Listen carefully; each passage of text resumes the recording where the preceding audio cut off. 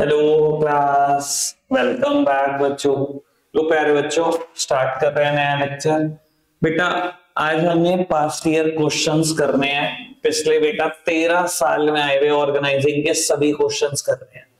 ऐसा होगा बेटा, मेरा अंदाजा ये है कि कल तक का दिन तो लगेगा, आज का भी पूरा दिन और कल तक का दिन, पर बेटा 1 मार्क क्वेश्चन इसके बहुत खतरनाक थे। ठीक है जी, वो देखना, थोड़ा सा संभलना। ठीक है जी, मैंने बहुत टाइम लगाया आज, बहुत ज्यादा टाइम से गया। चलो जी, पहला क्वेश्चन का तो आंसर थोड़ा सा विजिबल ही है, बस पढ़ दो और खत्म करते हैं फटाफट से।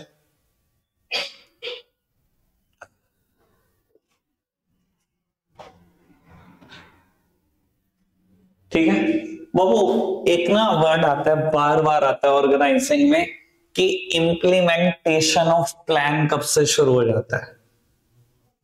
बेटा ऑर्गेनाइजिंग से ही शुरू हो जाता है। देखो हमने प्लान सेटअप कर दिया, मेरा एक एग्जांपल फिक्स्ड है कि 10 लाख यूनिट पिछले साल बन चुकी हैं, इस बार का टारगेट है कि 12 लाख यूनिट बनानी है और बेचनी है। ठीक है ना बेटा, ऑर्गेनाइजिंग में हम क्या करते हैं, उतने ही रिसोर्सेस मंगाते हैं जितने उस 12 लाख यूनिट को अचीव करने के लिए, मेरे ऑब्जेक्टिव को अचीव करने के लिए चाहिए होती है। तो बेटा इम्प्लीमेंटेशन तो ऑर्गेनाइजिंग से ही शुरू हो जाता है ना। अगर आपको मेरी टेबल याद हो जो मैंने स्टाफिंग में बनाई थी, चैप्टर में दोबारा नहीं बनाई, बनाऊंगा आगे आने वाले चैप्टर में, पर मैं एक ही बार बना चुका था, मैंने कहा भी कोई जरूरत नहीं है, पुरानी याद होगी। याद है ना पोस्ट डीसी क्या क्या करते हैं, प्लानिंग में ऑब्जेक्टिव सेट करते हैं, ऑर्गेनाइजिंग में क्या करते हैं, सभी रिसोर्सेस को इकट्ठा करते हैं जो उस ऑब्जेक्टिव को अचीव करने के लिए चाहिए। लेकिन बेटा ह्यूमन रिसोर्स की बात नहीं करते, वो स्टाफिंग में करते हैं।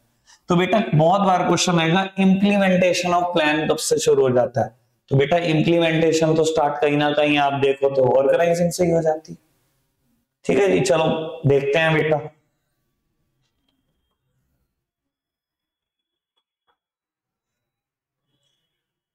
लो बेटा पढ़ना और आंसर लिखना।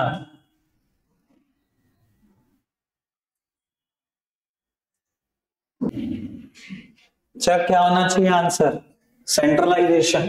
ठीक है ना जी, चलो।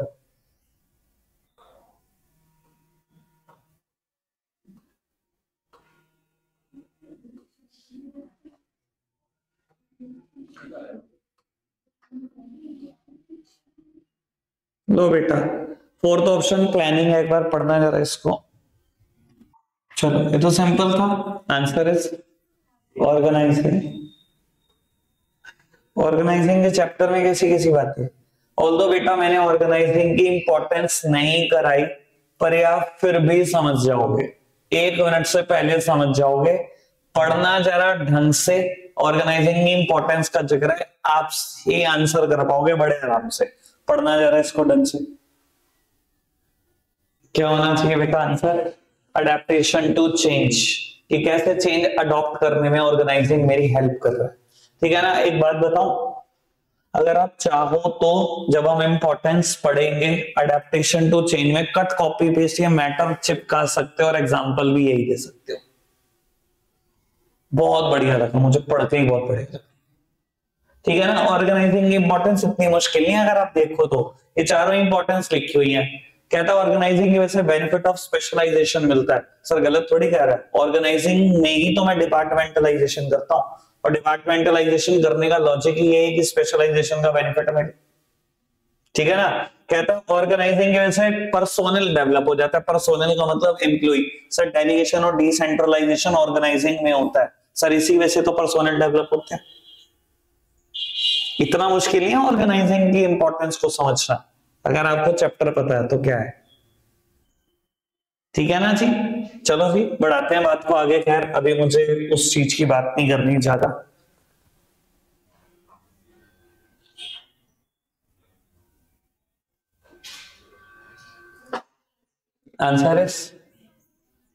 Answer is responsibility. ठीक है ना जी, ओके बात, ठीक है क्लियर वर्ड था। वो कहाँ है आजकल तुम्हारा भाई अनी,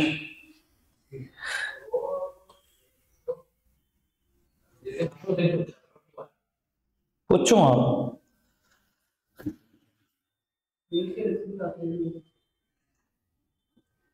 चलो ऐसे नहीं आएंगे,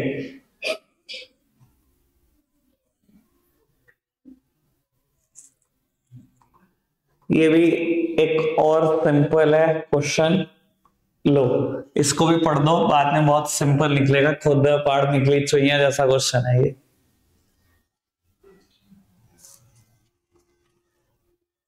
क्या होना चाहिए आंसर? डिपार्टमेंटलाइजेशन होगा।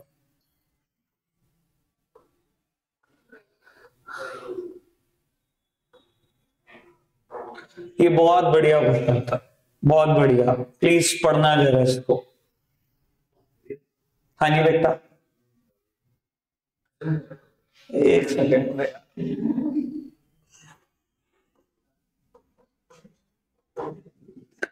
बाबू क्वेश्चन पढ़ना, अच्छा क्वेश्चन। मैं बता देता हूं क्या है, बस इतना ही है।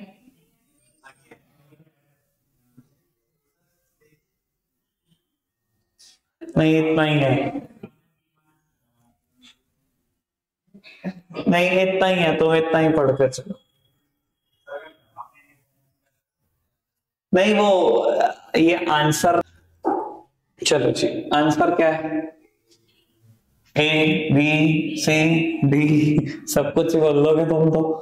आंसर क्या है? अच्छा ये तो समझ में आ रहा है कि ये बात करना चाह रहे कि फंक्शनल स्ट्रक्चर की डिसएडवांटेज कौन सी है ना बाबू? ये हो सकती है क्या? उसमें कौन ज्यादा होती है भाई, उसकी मेरिट पड़ी हुई है, तुमने इकोनॉमिकल क्या बात कर रहे हो? ये हो सकती है, ये तो नहीं हो सकती।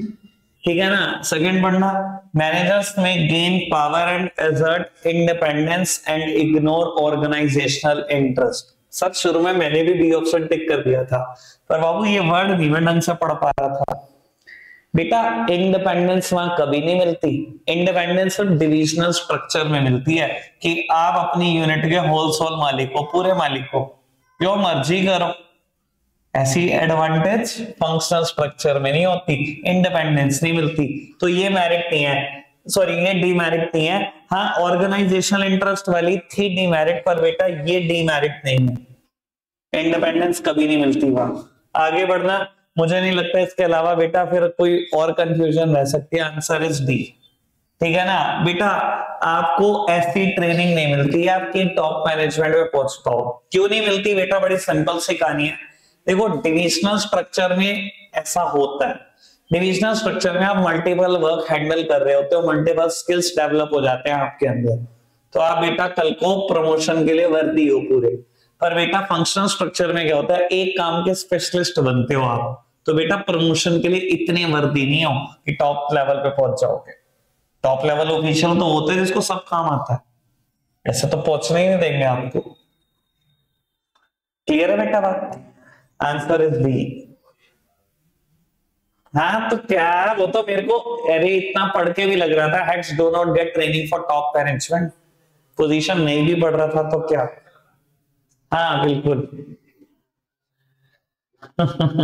पढ़ो थी।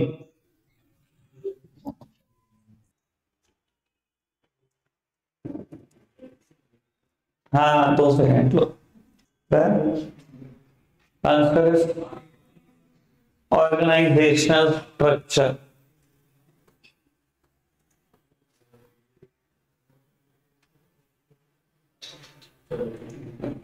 ये बहुत मुश्किल क्वेश्चन है।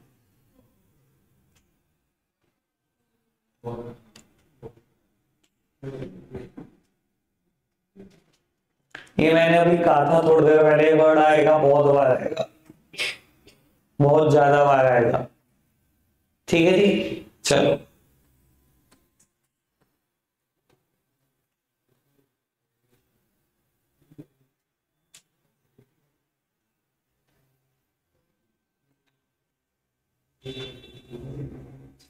ठीक है अभी ऐसा सेम क्वेश्चन आकर गया, क्या है आंसर?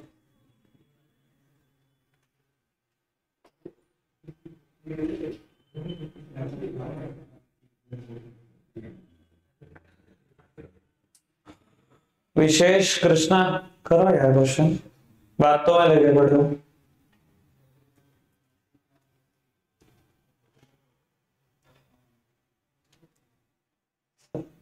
क्या है आंसर? Functional structure.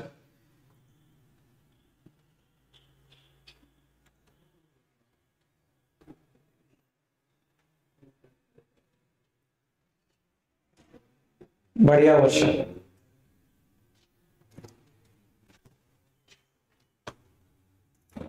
डन। बड़ा सिंपल भी था, अगर देखा है मैं तो जान के कह रहा था। क्या है आंसर? B, specialisation. बी, हाँ मैंने कहा डी कह रहा है। एक बार ये क्वेश्चन थोड़ा ढंग से पढ़ना, ठीक है ना? जहां मैं कंफ्यूज होता हूँ वहां बहुत कुछ मिल जाता है, ठीक है ना? वहां तो पता नहीं क्या क्या करने लगता हूं मैं कि ये क्या हुआ। एक बार ढंग से पढ़ना। आंसर इज, आंसर इज, अरे भाई अच्छा, कितने कैंडिडेट हैं जो सी बोलते हैं, डेलीगेशन, और कितने बोलते हैं डिसेंट्रलाइजेशन? बाकी ए और बी में भी कंफ्यूज है क्या कुछ? भाई मेरे को ना आंसर डेलीगेशन लगा था पहली बार पढ़कर, ठीक है? फिर कंफ्यूजन भी बहुत ज्यादा हुई क्योंकि इनका आंसर डी था, डिसेंट्रलाइजेशन। फिर मुझे समझ में आया आंसर इज डिसेंट्रलाइजेशन। ए और बी तो कोई रेस में ही नहीं है यार, पढ़ो तो सही, क्वेश्चन ही नहीं पढ़ रहे तो। Name the concept which explains the manner in which decision making responsibilities are divided among hierarchical levels. Sir एक इंसान डिसीजन मेकिंग कर करके परेशान है, सेंट्रलाइजेशन अडॉप्ट की हुई है। किसी एक्सटेंड पे लगता है ना यार मैं पागल हो जाऊंगा, काम बांटता हूं। तो डिसीजन मेकिंग रिस्पॉन्सिबिलिटीज बांटी गई हैं, पर पुत्र आगे की बात तो काम की जो पड़ी नहीं। डिसीजन मेकिंग तो दोनों में बांटी जाती है among hierarchical levels. Levels multiple level आ गए, इन डेलीगेशन में multiplied by 2। Answer is decentralisation. Clear? Sir बहुत मुश्किल है, इसलिए कह रहा था कि कई योद्धाओं ने मुझे भी आज फंसा के मारा। मैंने बहुत मेहनत करी कि ढूंढने के लिए गड़बड़ कहां हो रही है। तो भाई देखना और बचना इससे। पढ़ो जी यार, दिखाऊं क्या पिक? ऐसे क्लिक हुई है, करेंगे कैसा? सी ऑप्शन है लेकिन पढ़ लो चलो। अच्छा वो तो ये क्वेश्चन तो बढ़िया हुआ दिख भी गया, तो क्योंकि ये क्वेश्चन आप वैसे ही बता देते, एक सेकंड का ही था। इसमें फंसते हैं ना, इसमें फंसना हो तो बता ही देंगे। पढ़ लो सर, ये तो अथॉरिटी की डेफिनेशन है, ये तो वैसे ही कुछ नहीं है। अकाउंटेबिलिटी का फ्लो अपवर्ड होता है, अकाउंटेबिलिटी एब्सोल्यूट है, कभी डेलीगेट नहीं होती। भाई एक ही चीज ट्रूथ ही बेटा, वो तो पता ही है। ये क्वेश्चन ठीक है बस।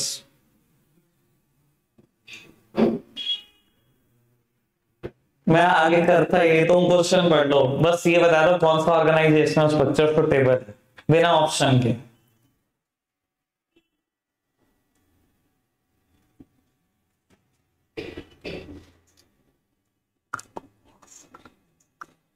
भाई देखो इतनी सारी सीट्स खाली पड़ी, आगे आ जाओ। शरीर को कष्ट देना अपने जबरदस्ती का। हाँ सर, डिविजनल स्ट्रक्चर।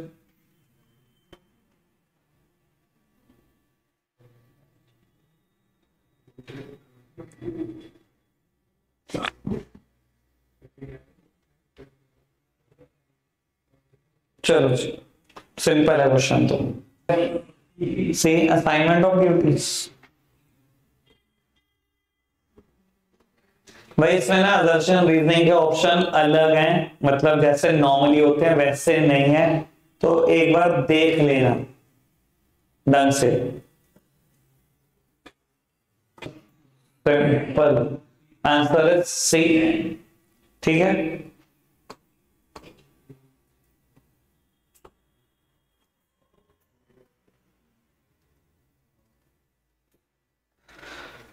क्वेश्चन देख लेना, जिसको पोस्ट डीसी सबके बारे में पता है वो इस क्वेश्चन को बहुत आराम से कर सकता है, जिसको नहीं भी पता वो सोच सकता है। Answer is A. वैसे बता देता हूं, B part planning reduces the risk of uncertainty, अगर याद है। सी पार्ट स्टाफिंग से रिलेटेड है, डी पार्ट कंट्रोलिंग से रिलेटेड है, ठीक है जी?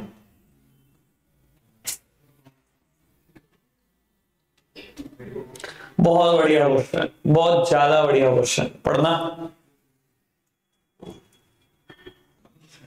Y functional, why not divisional? तो फिर एक डाइवर्सिफिकेशन से।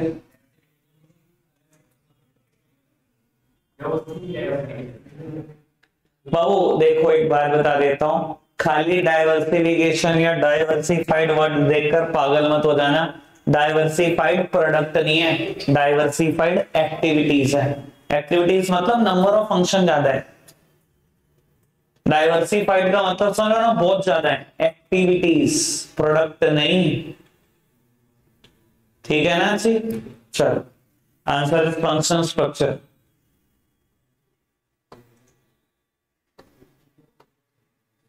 फंक्शन ऑफ मैनेजमेंट बताना है भाई, बिना ऑप्शन के ही बता सकते हो। बच्चे का ऑर्गेनाइजिंग चैप्टर पढ़ रहे हैं, फंक्शन ऑफ मैनेजमेंट के क्वेश्चन मत पूछो।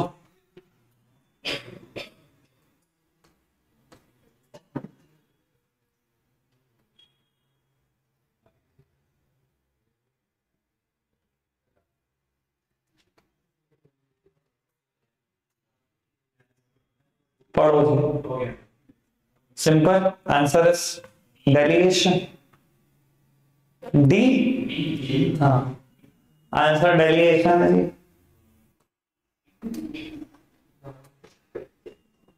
पढ़ो जी, बिना ऑप्शन के ही बताओ।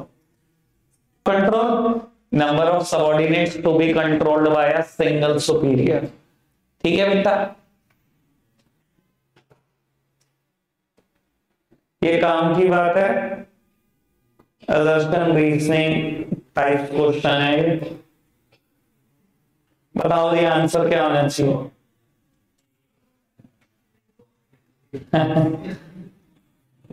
आंसर क्या है? शिविका ने एनसीईआरटी पढ़ी हुई है तो शिविका को पता है। बाबू यहाँ पर लिखा है responsibility can be delegated completely. NCERT पढ़ लेना, एनसीईआरटी में लिखा हुआ है responsibility can be delegated but not entirely. हमेशा पूरी रिस्पॉन्सिबिलिटी कभी नहीं बांटी जाती, कुछ ना कुछ जिम्मेदारी इंसान अपने ऊपर भी रखता है। ठीक है ना? तभी कहता हूँ भाई पढ़ लिया करो। अथॉरिटी, रिस्पॉन्सिबिलिटी, अकाउंटेबिलिटी का डिफरेंस पढ़ने को दिया था। रिद्धि ने प्रॉब्लम नहीं थी, बाकी किसी ने पूछा कुछ नहीं था। ठीक है ना जी? चलो, मैं तो कुछ क्या ही क्या भाई, मैं तो अपनी जिम्मेदारी पूरी निभा रहा हूँ, तुम नहीं निभाते, बस दोनों ही स्टेटमेंट गलत है। नहीं ठीक है यार, हमेशा आंसर देने से कुछ नहीं होता। क्या पता बेटा बोर्ड के पेपर में वहीं से कोई और लाइन आए तो पढ़ी तो बहुत अच्छी बात, नहीं पढ़ रहे तो कोई दिक्कत नहीं है, तभी दिक्कत महसूस होगी। एक ही बात पढ़ो जी, सीक्वेंस बताओ जी ऑर्गेनाइजिंग प्रोसेस का। सबसे पहले identification division of work, then departmentalisation, then assignment of duty. चलो अगला क्वेश्चन फटाफट से।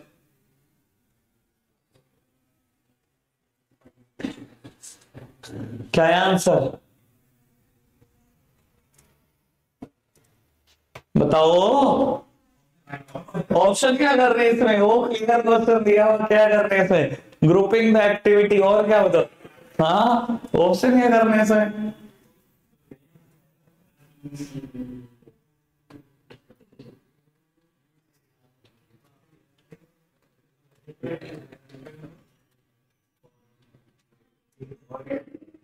और यार ये गलत है यार। चलो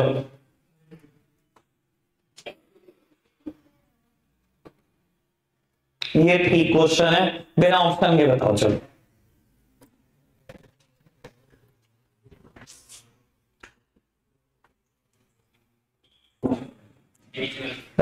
answer is divisional structure. Profit loss की जिम्मेदारी भी, और बेटा सारे के सारे यूनिट के अकेले ओनर हो, खुद डिसीजन मेकिंग देखो। किसका? इसका इसका आंसर ये तो मान इसका है। ठीक है ना सर? आपको बताया गया था डिविजनल स्ट्रक्चर में अगर मान लो 4 डिवीजन है, कॉस्मेटिक्स, फुटवियर, ब्ला ब्ला कुछ भी, तो बेटा जो कॉस्मेटिक डिवीजन का हेड है वो ऐसे ऑपरेट करता है जैसे वो एमडी है। ये अलग ऑर्गेनाइजेशन है, कॉस्मेटिक और डिवीजन ना होके, याद है ना? तो सारी बात तो वही लिखी गई है, क्लियर कट।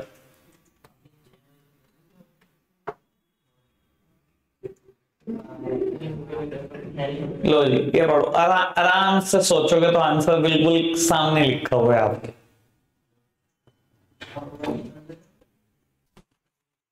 चलो, answer is D, establishing standard for controlling. ये तो प्लानिंग की बात है, ये कौन सी ऑर्गेनाइजेशनल स्ट्रक्चर से रिलेट करती है बात? Planning establish standard for controlling है। हाँ, नॉट करेक्ट, तो तभी तो कह रहा हूं डी आंसर है। तो मैंने पूछा तेरे को कि तेरा गलत है, माता आती है क्या तेरे को? पता नहीं कैसी बातें करती है। ये बहुत बढ़िया क्वेश्चन है भाई, बहुत बढ़िया, पढ़ना जरा आराम से।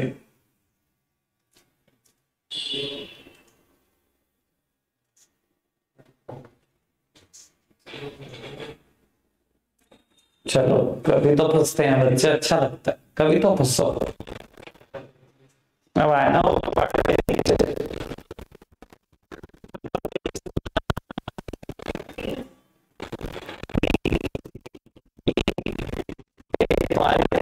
सीखने को हो।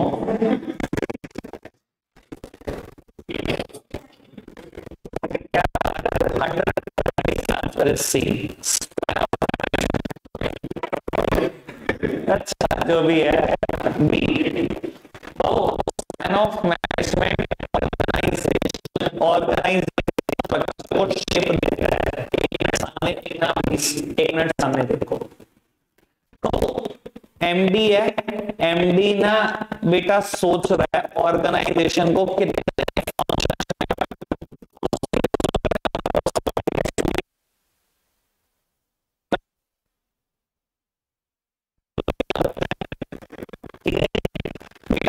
प्रोडक्शन और परचेज में मिलाकर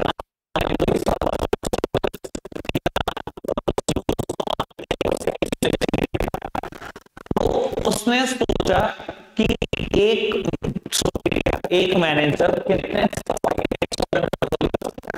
बेटा, अगर उसको कि हाँ अगर मैं सेल्स मैनेजर बना दूं तो वो 25 लोगों को कंट्रोल कर सकता है, तो उसने ऑर्गेनाइजेशन में ना बेटा प्रोडक्शन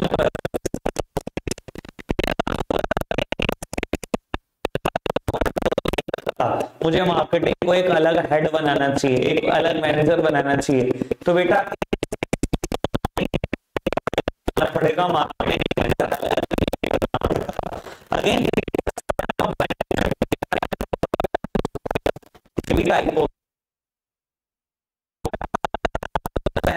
नंबर ऑफ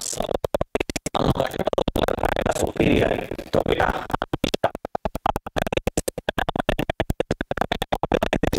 वाइड होता रहेगा, डिपार्टमेंट बढ़ते ही चले जाएंगे। और अगर लगता है ना कि बेटा एक सुपीरियर 100 लोगों को कंट्रोल कर सकता है, तो सर यही स्ट्रक्चर बड़ा नैरो होता जाएगा, 2-3 डिपार्टमेंट में सब कुछ खत्म हो जाएगा।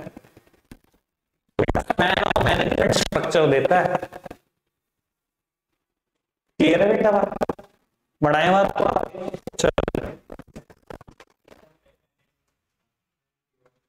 लो, तो इसमें कोई ऑप्शन नहीं है, सीधा आंसर बताओ।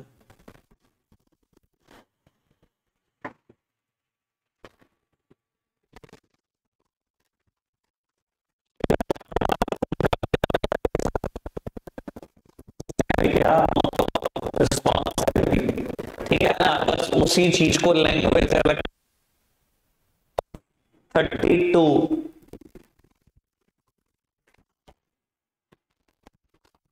ठीक है, ये चार्ट है, इसके बेसिस पे बताओ मेरे को कौन सा स्ट्रक्चर है ये,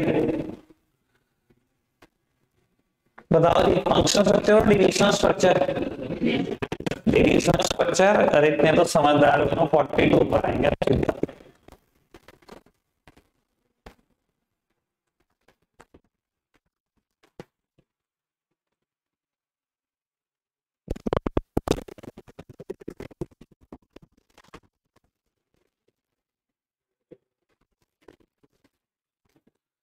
गुड क्वेश्चन, मतलब गुड क्वेश्चन।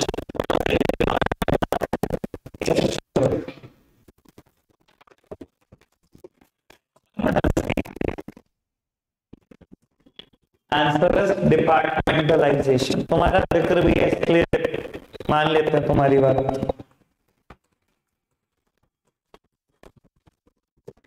हाँ, ये स्टडी एपीसी की है, कल पढ़ी थी इसलिए बेटा इसको इग्नोर मारो। अभी तो बहुत सारी क्वेश्चन इग्नोर्ड है आज तो।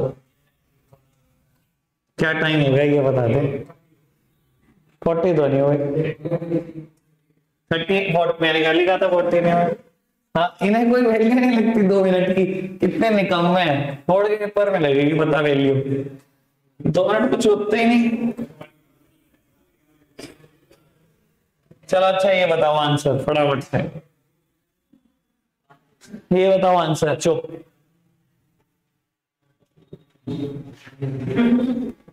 आंसर क्या है? फंक्शनल स्ट्रक्चर है, 3 एडवांटेज लिखे जाएंगे, डायग्राम बना देना। ठीक है, इन्होंने तो पता नहीं क्या ही बनाया हुआ, ये है पागल है ये।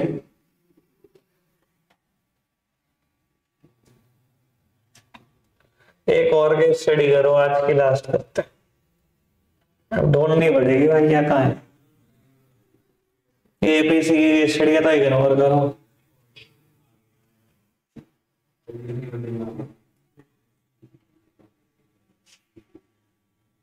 बढ़िया, गुड क्वेश्चन, लास्ट क्वेश्चन और बढ़िया क्वेश्चन पढ़ो। सर आंसर बताओ। डेलीगेशन, बेटा डेलीगेशन के बिना अपना एरिया कभी भी एक्सटेंड नहीं कर पाओगे। उलझे रहोगे, सारे काम खुद करते रहोगे तो कभी भी एरिया ऑफ ऑपरेशन आपका बढ़ नहीं सकता। ठीक है जी, आज के लिए रखेंगे इतना ही, बाय।